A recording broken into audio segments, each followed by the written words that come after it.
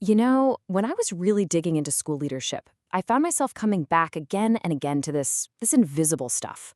We're always focused on curriculum, right? And assessments, strategies, all that is absolutely crucial. But I just couldn't shake the feeling that something deeper was at play, something that really decides whether our best efforts succeed or fail. And it brings up a question I bet every single one of us has asked. Why do some initiatives just take off while others fizzle out? You know the drill. We pour everything into a new program, we get the training, we have the meetings, we roll it all out, and then 6 months down the road, it's just gone. Poof, like it never even happened.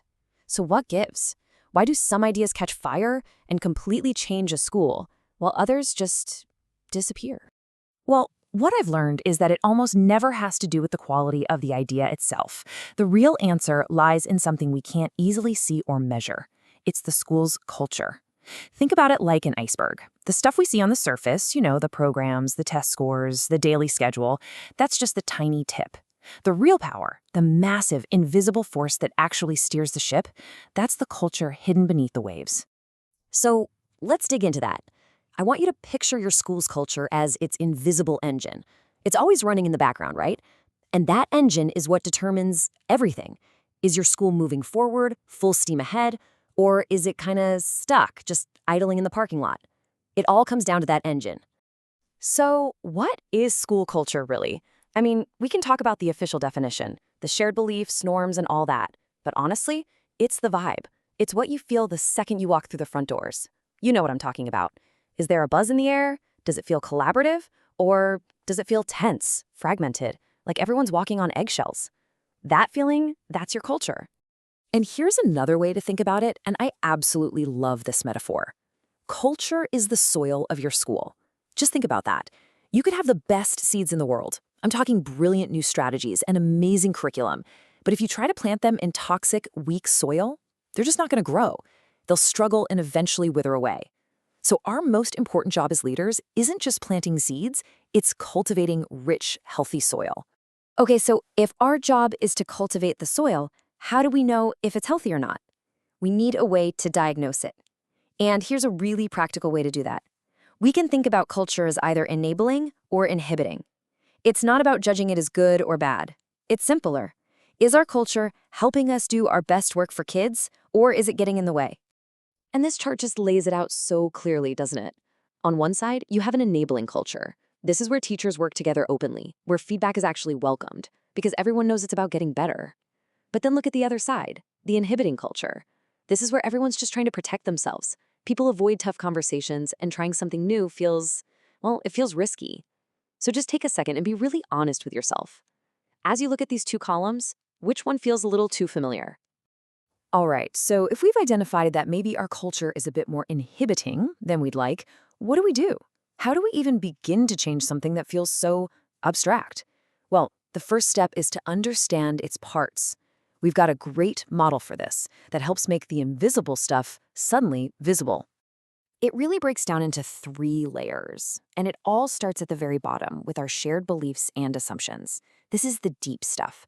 What do we really believe is possible for our students, for ourselves? Then those beliefs bubble up to the next level, our norms and behaviors. This is how we actually act every day. How do we run our meetings? How do we give feedback? And all of that, in turn, creates the top layer, the stuff everyone can see, the artifacts. What's on the walls? How are the classrooms arranged? These are the clues that tell the world what we really value, whether we mean to or not. Now, let's zoom in on one specific behavior, because this one is a huge roadblock to creating an enabling culture. And it's a trap so many of us fall into, especially in education. It's this confusion between being nice and being genuinely kind. And trust me, getting this difference right can be an absolute game changer. So what's the difference? Well, a nice culture is all about avoiding discomfort. We don't give real feedback because we don't want to hurt anyone's feelings. It's a culture of superficial politeness. But here's the problem. It kills growth. A kind culture, on the other hand, is about courage. It's about caring enough for your colleagues' professional growth that you're willing to have a slightly uncomfortable conversation. Kindness prioritizes getting better over feeling good in the moment. It's the difference between saying, "Hey, great lesson," when you know it could have been better, and saying, "I was wondering about those few kids in the back. Can we brainstorm some ways to hook them in? I've got a couple ideas." See the difference? One is easy. The other is helpful. It all boils down to this one powerful idea. Improvement matters more than comfort. Let that sink in. This isn't an excuse to be harsh or critical, not at all. It's about committing, as a whole community, to the idea that our collective growth for the sake of our students is more important than avoiding a few awkward conversations. Okay, so this all sounds great, but how do we actually lead this change? This is the million-dollar question, isn't it? Because here's the thing. You can't just create a new policy for a better culture. It's not a technical problem with a simple fix. It's what's called an adaptive challenge, and that means it requires a whole different approach to leadership. This is so important. You can't just buy a new curriculum or roll out a new initiative and expect the culture to magically change. That's trying to solve an adaptive problem with a technical solution. It just doesn't work. Real cultural change requires a fundamental shift in how people think, how they act, and how they connect with each other. It's truly a hearts and minds kind of work.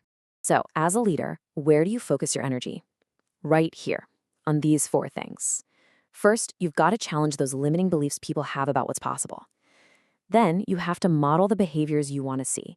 You can't just talk about collaboration. You have to be collaborative. Next, you set new expectations and you communicate them over and over and over again. But honestly, none of that will stick without the most important piece: building relationships. You have to create trust and psychological safety. That's the bedrock. Without it, everything else crumbles. And I want to leave you with this idea. School culture isn't some fixed thing that was handed down to us. It's not set in stone. It's alive. It's a living, breathing thing that we create together every single day in every single conversation. It's not something a principal does to a staff. It's something we all build together. So here's my challenge to you. What is the one conversation you can start tomorrow that could begin to shape your school's culture for the better? Maybe it's finally having that kind, honest feedback conversation with a teammate. Or maybe it's just asking your team, hey, what are some of the unspoken rules around here that might be holding us back? Because that's where this huge, important work of shaping culture really begins, with one small, courageous conversation.